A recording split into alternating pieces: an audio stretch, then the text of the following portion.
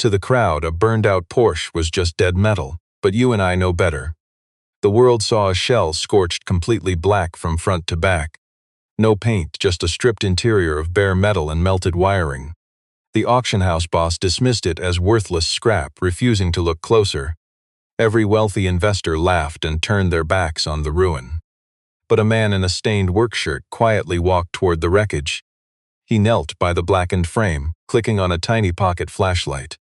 They kept laughing. For now, stick with me to see what he discovered. Because the forgotten legend hidden beneath that charred frame would soon shatter their doubts. Adrien Cole had been waking up at 5:30 every morning for 3 years.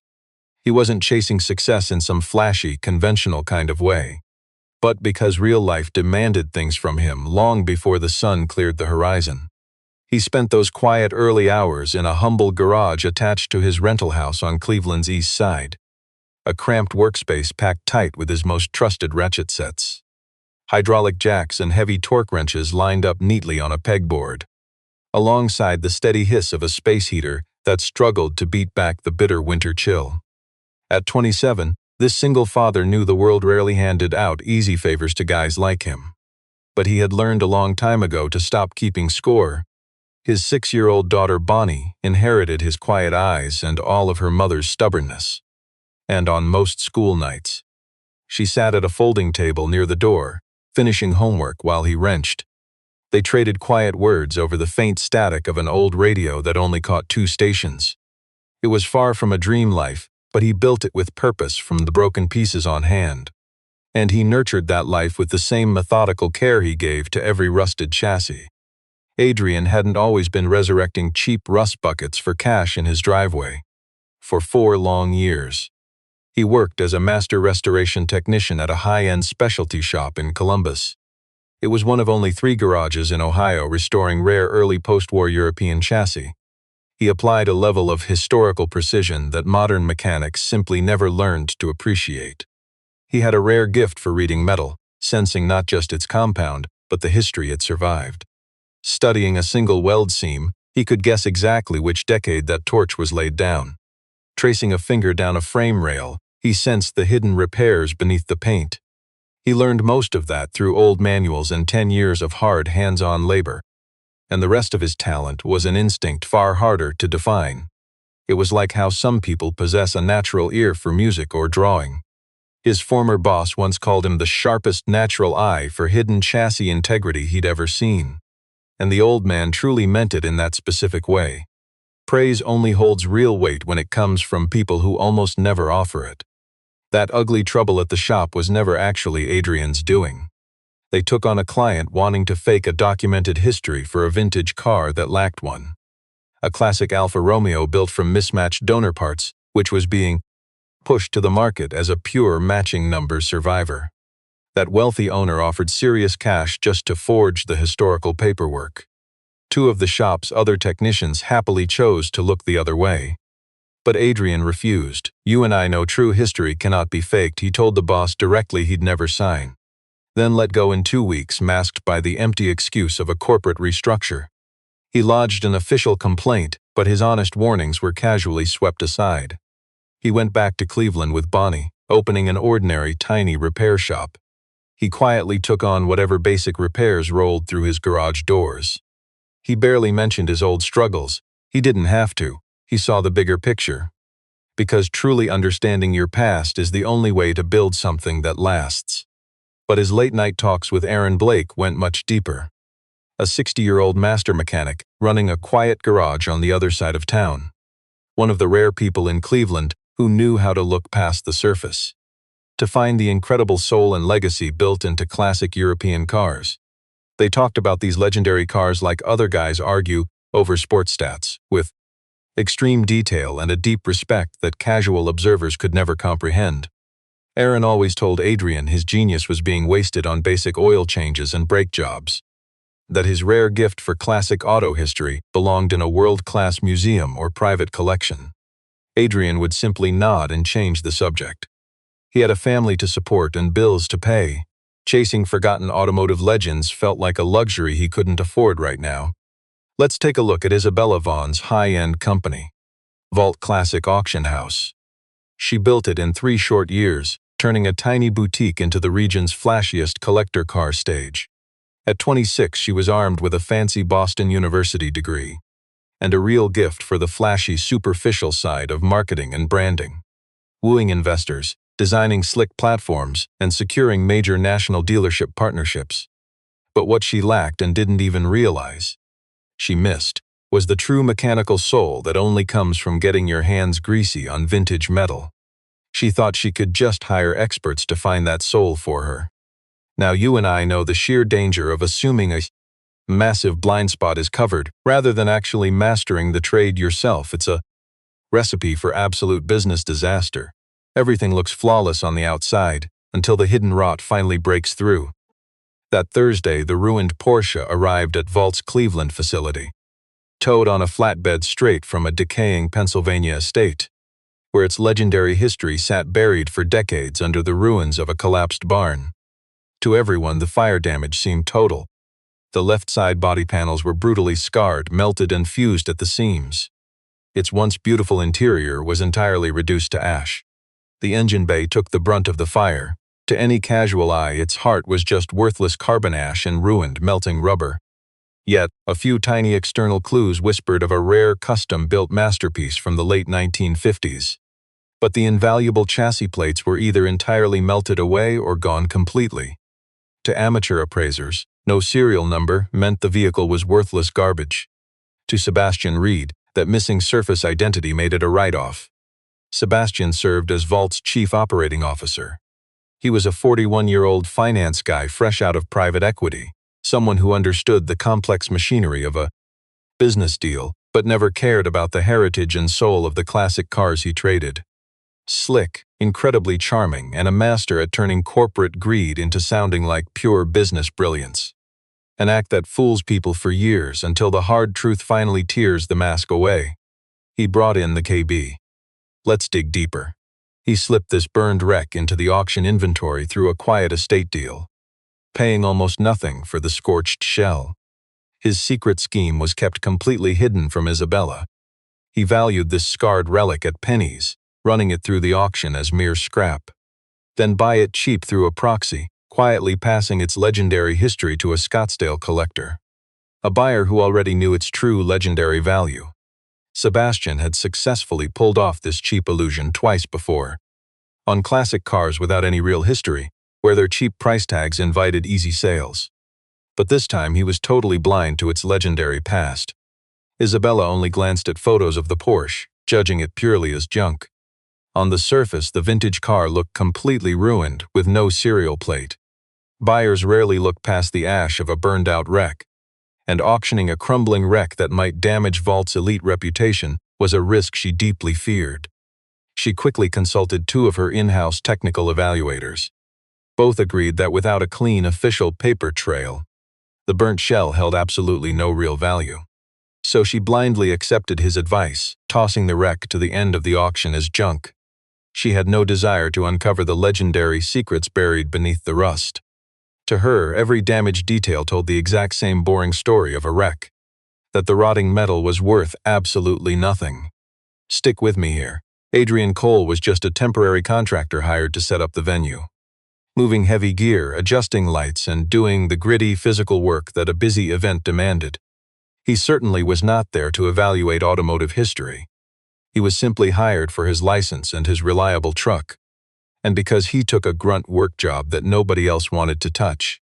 On his second quiet morning on the auction floor, he was pushing a heavy cart of tangled cables past the dark staging area corner when he spotted the ruined Porsche for the first time. He froze, nothing dramatic. He didn't gasp aloud or drop his tools. He simply stopped moving, the way you do when a hidden detail feels slightly out of place beneath the surface, before you can read the whole story. He set his cart aside, slowly circling the charred wreck.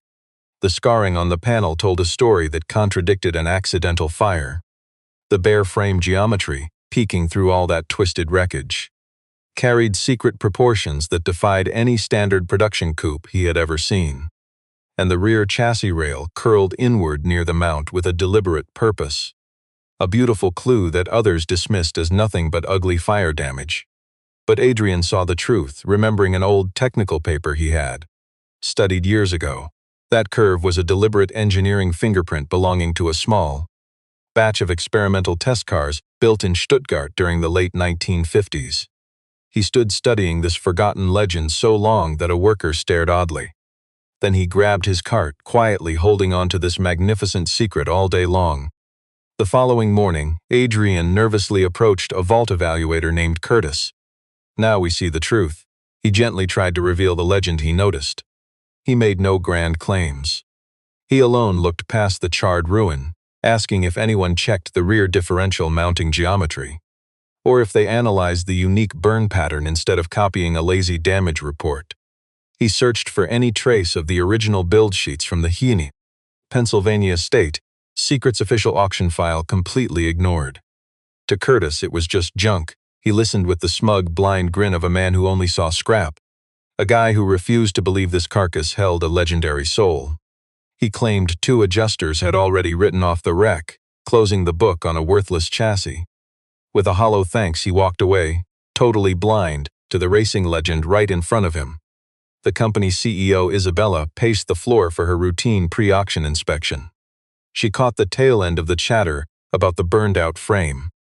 She stayed quiet, calculating its worth with the cold eyes of someone who only saw a scrap metal price. She dismissed the car as worthless junk and kept right on walking. Let's see what happens when she finally pauses by that scorched Porsche. She eyed the twisted frame with the empty gaze of an executive who spent 3 years judging classic cars by shiny paint, totally blind to the mechanical masterpiece under the soot, and stubbornly reached the same superficial conclusion she always did. She called it out loud, her voice cutting across the room to where Adrien stood, protecting the car's hidden legacy with his tools. But you and I know better. To her, this automotive icon was just a tax write-off in a garbage pile.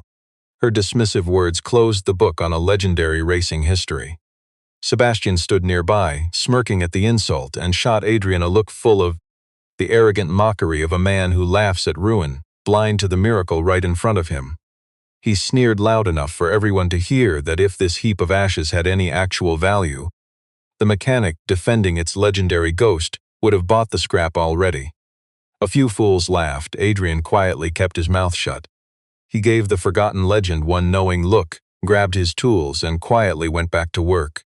His young daughter Bonnie had tagged along to the auction floor because of an early school release, with no babysitter since their friend Aaron Blake, who usually watched her, was stuck dealing with an angry customer at his own shop.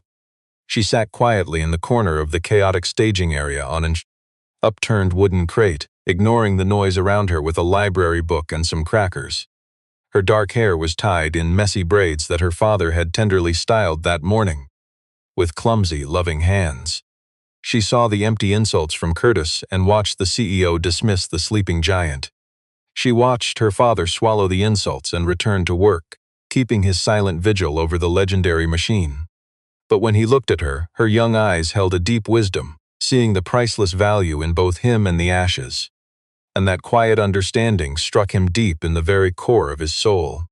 Later that night, once his daughter was fast asleep at the neighbor's quiet apartment, Adrien drove back to the dark, silent auction warehouse. He still had an active key card from his old contractor job, a plastic key to a legend. And the lazy overnight security guarding the staging floor never imagined that anyone walking the cold building during the day would care enough about a pile of ash to return in the dark. Stick with me here. He slipped through the side door, slipping quietly past the freight elevator, and approached the charred Porsche under a dim light, where its true legendary history was waiting to be unlocked. To find the forgotten legend, he brought a specialized flashlight, a dental mirror, thin pick tools, and a wire brush to clear the rust hiding its secrets, plus a printed archive sheet holding the key to what others dismissed as a pile of scrap, a partial copy of a Stuttgart factory document detailing the hidden chassis codes used on legendary builds. Experimental division back in the late 50s. Ignoring the charred, ugly wreck, he clicked his light on and searched the rusted front end. He studied the wreckage methodically, knowing a legend requires patience to uncover.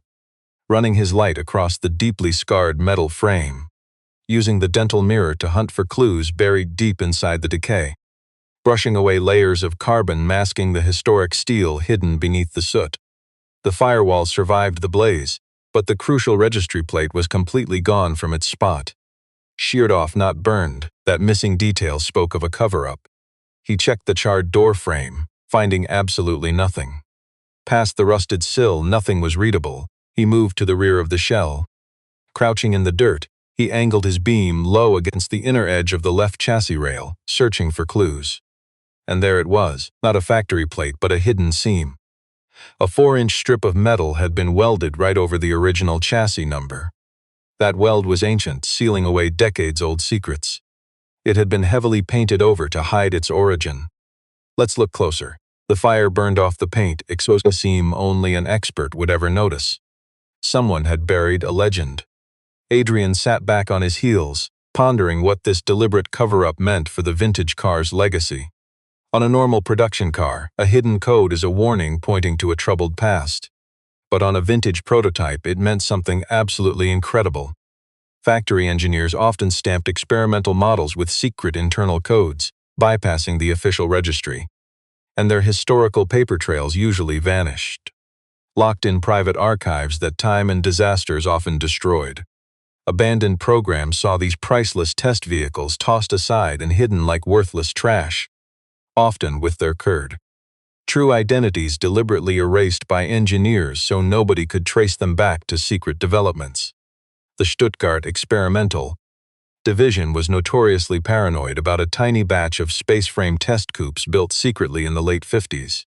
These cars never saw showroom floors, and their current whereabouts, if they somehow survived, remained a total mystery. He stared at that weld. He had to uncover the ghost story buried beneath it. And he had to preserve the sacred history while investigating.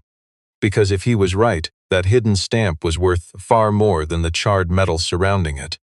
He returned the very next morning before the yard opened. Now let's watch him probe that seam with a thin pick, applying gentle pressure to see if the protective weld might separate from the historic plate without using heat. It held fast. Decades of time had fused the metal completely, locking the car's legendary identity beneath the surface. He stopped immediately. He never forced it, because forcing it would destroy the precious history he was trying to save. And if that plate carried the legendary pedigree he suspected, risking even a scratch on it was unthinkable. He crouched there with his pick tool, staring past the charred ruin, weighing this worthless scrap against the masterpiece beneath. That is how a true restorer sees a legend, straight through the wreckage. He almost walked away, leaving the legend buried, not because he doubted his own eyes, but because of the terrifying weight of all the reasons his discovery might fade back into a pile of worthless junk, forgotten by the world forever. Let us look at his reality, a simple hired hand at a Porsche auction, ordered to ignore the legend and stay quiet. He had no fancy credentials or power to force wealthy auction executives to see past the burned-out shell. If he tried to prove this wreck was a legend and failed, he would never work on another classic car in this town. He sat on a wooden crate in the dim lot, staring at the ruined shell for a long minute. He remembered his old mentor warning him that the greatest tragedy in car history is not just blind ignorance. It is the silence of the few who actually recognize a masterpiece. He stood up, packed his restoration tools, and drove straight to the archives to prove it. He thought about taking this incredible secret straight to Isabella.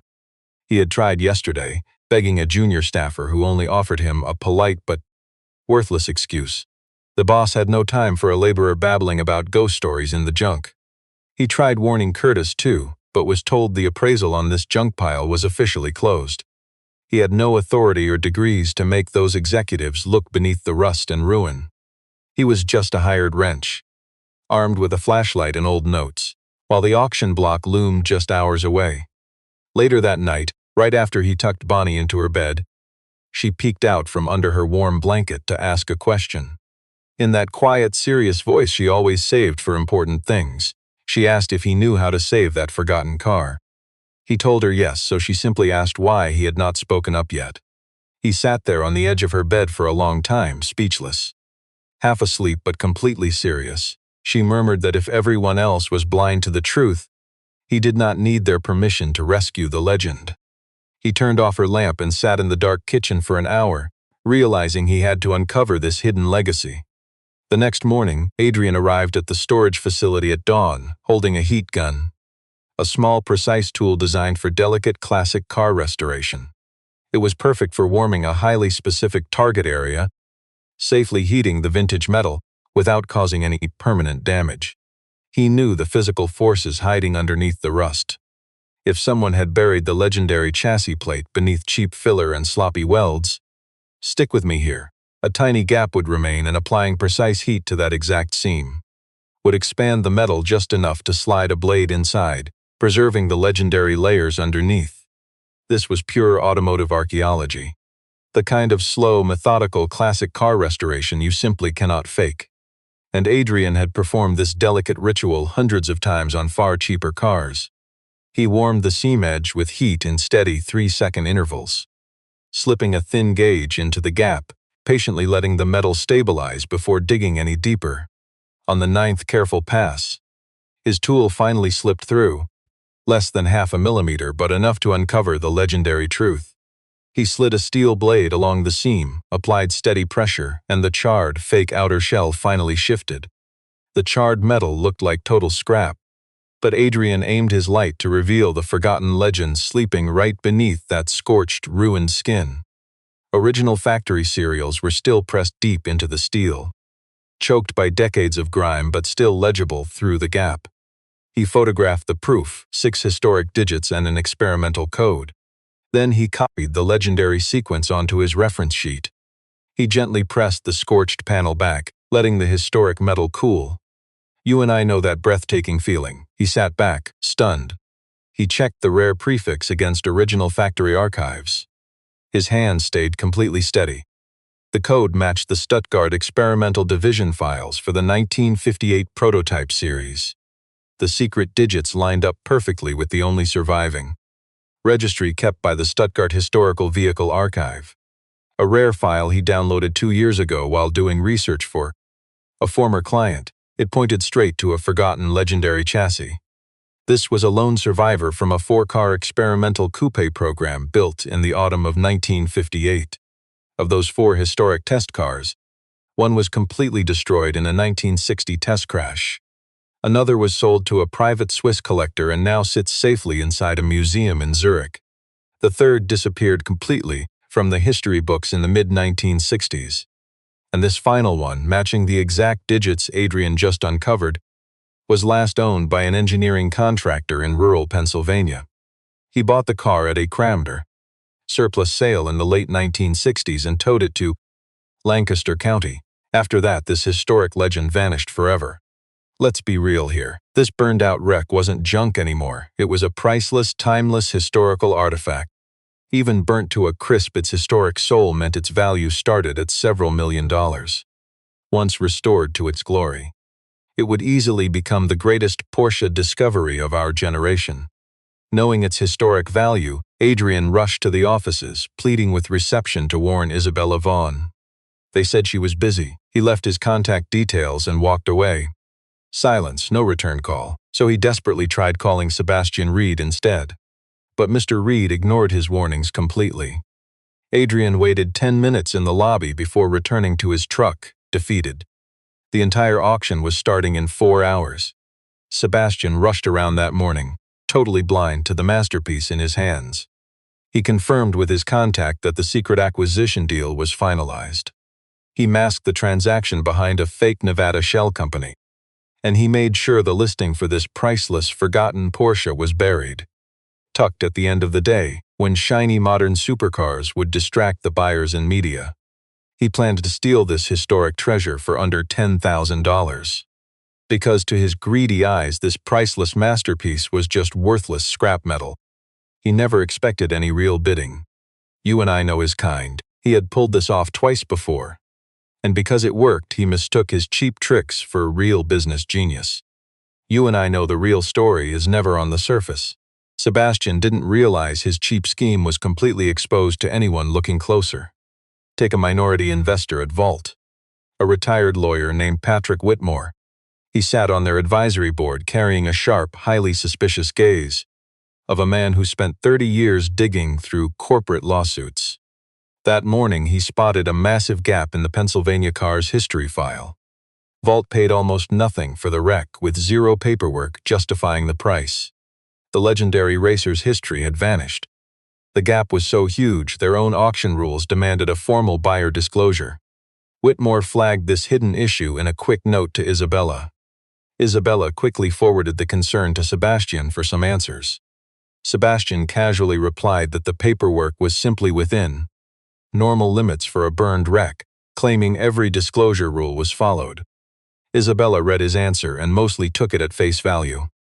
But beneath the surface, something about this ruined Porsche felt off. A subtle, nagging pressure she could not quite explain.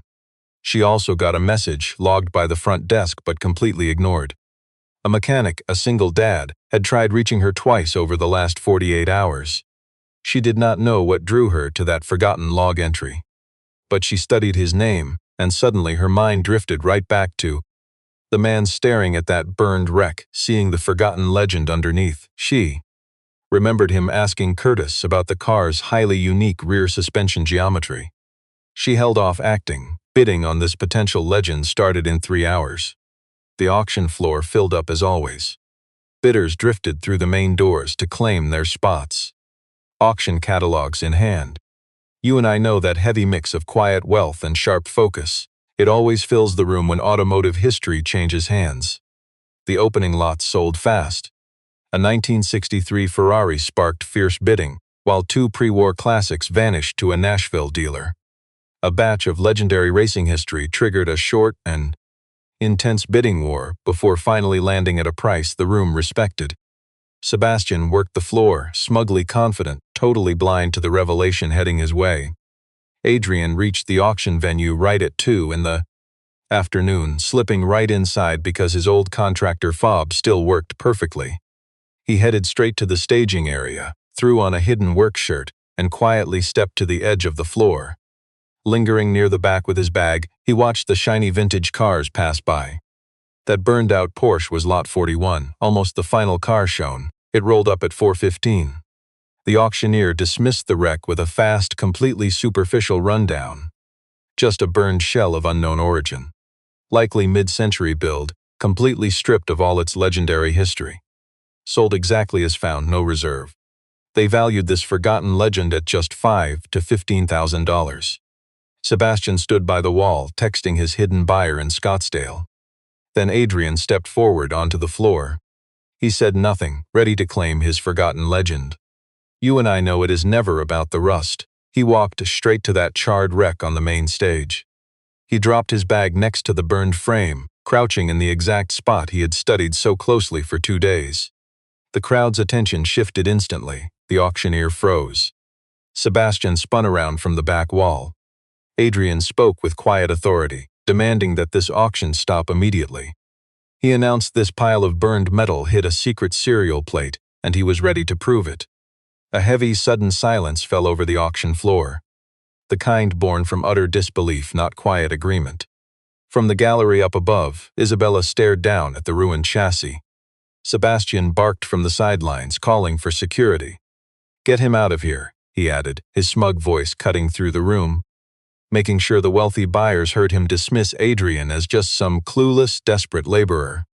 A man already warned that this worthless shell was a closed case. Several wealthy investors looked to Sebastian, instead of the man trying to uncover the legend beneath the ash. Adrien already had his heat gun ready.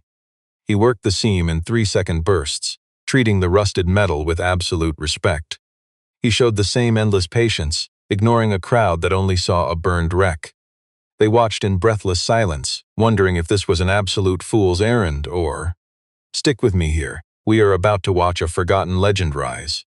The auctioneer muttered a protest but stopped as all eyes locked on the man resurrecting this forgotten icon. On his 9th pass, Adrien slipped the blade inside. He pried the welded plates apart, freeing the secret below. The weld tore away like foil from glass, and he set the worthless scrap aside to reveal the treasure beneath. The untouched, pristine metal was finally exposed. The hidden serial plate emerged, every single number crystal clear. Stamped into pristine steel, a legendary identity protected from decades of fire by the very rust that hid it. Adrien held his phone to the numbers, reading the priceless history aloud to the stunned crowd. Then he raised the official document, the factory record reading the long-lost archive entry, the true chassis number, the build year, the original division code, proving it was one of 4, and the final resting place of a legendary machine whose ghost lived in the clean steel right before them. Dead silence gripped the hall. Isabella slowly descended from the gallery. She stood just 4 feet away, staring at the undeniable proof. Patrick Whitmore stood nearby, phone out, verifying the identical factory records, his face showing. The quiet, stunned look of a man realizing this pile of junk was actually a priceless, legendary masterpiece.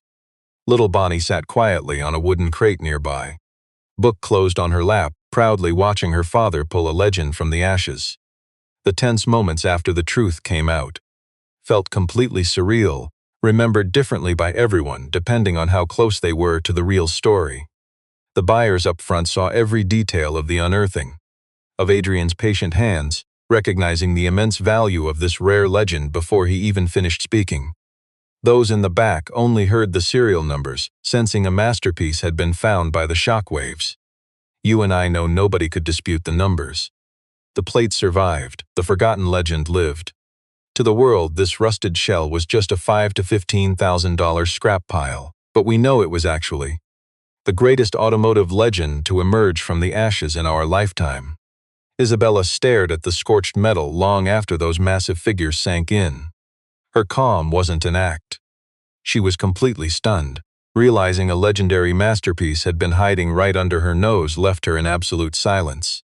She stared down at the serial plate, then checked his printed reference sheet.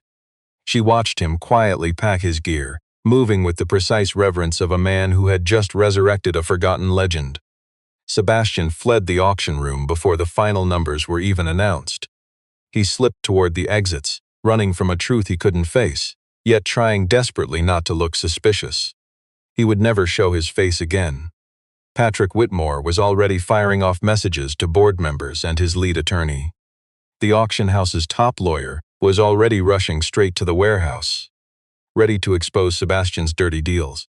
The fake Nevada corporation, the illegal Scottsdale contract. His plot to hide this priceless automotive history would take investigators weeks to fully untangle. But let's look closer. Within hours, the deception collapsed, revealing the golden truth underneath. All those wealthy collectors in the room suddenly developed the convenient memory people use to rewrite their own past. They tried to claim their instincts had been right all along, pretending they always saw the masterpiece beneath the rust. The auctioneer quickly made a formal entry in the log. The burned wreck was immediately withdrawn, frozen for a massive legal and historical investigation. Adrien grabbed his bag and quietly walked to the back, where Bonnie was waiting. She stepped off her wooden crate and took his hand. No words were needed. They stood in silence, honoring the legend they had rescued. The silent machine spoke for itself, its true glory finally laid bare. 2 weeks later, an independent panel of top vintage experts, including specialists from the official Stuttgart archives, confirmed exactly what Adrien had seen beneath the ash. This charred skeleton was the 3rd surviving prototype, built for the 1958 experimental run. It looked like a total loss, but the original chassis was intact, allowing for a complete restoration. Fully restored, this legendary classic would be worth between $4 and $6 million. Even as a charred ruin, its immense historical significance gave it a value that was truly priceless, far beyond the cheap scrap value the world had assigned to it. Sebastian Reed resigned long before the board finished their investigation. His Shadow Scottsdale deal collapsed. State authorities were notified, dragging his accomplices straight into court. 10 days later, Isabella sat across from Adrien in a quiet boardroom, just the two of them. No assistants present. Their raw, honest conversation stretched on for hours. She offered a sincere apology, not for the public relations disaster, but for dismissing his incredible vision, for creating an environment that silenced the only man who could recognize a legendary masterpiece hiding under layers of ash. You see, she finally understood. He had looked at a burned wreck and found a legend.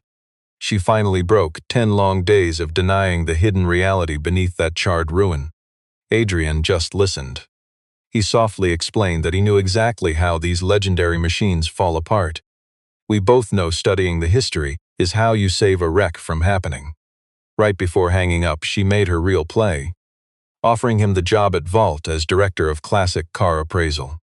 A brand new position, full power to trace every car's true heritage, bypassing the sales team completely.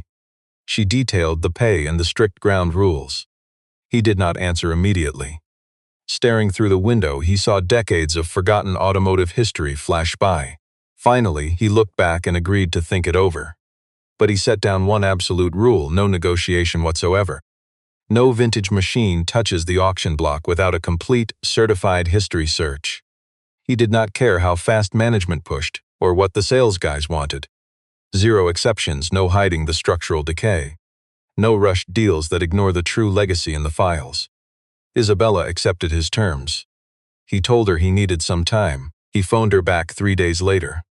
With the job secured, he spent the night wrenching on a worn-out work truck, a high-mileage relic that others would have scrapped. The garage radio hummed. Near the door, Bonnie worked at a rusty folding table, her pencil scratched on paper under the warm, dim light of a single bulb. A vintage space heater hissed in the corner. Worn-out tools hung on the wall, throwing long shadows across the dark shop. The air was thick with the scent of heavy oil and old steel, and that deep comfort of a tight space lived in for so long that it feels like it holds the very souls of its people. He kept his new corporate role secret from his daughter. He planned to tell her over breakfast the next morning. She would probably ask the kind of tough questions he never quite knew how to answer. Then she would drift back to her quiet thoughts, carefully dissecting the true meaning of the change at her own steady pace. All he could do was sit back and appreciate how remarkably deep her mind worked. He wondered how Aaron Blake would react when the real story finally surfaced. He recalled that Columbus shop and the doctored paperwork he had flatly refused to sign.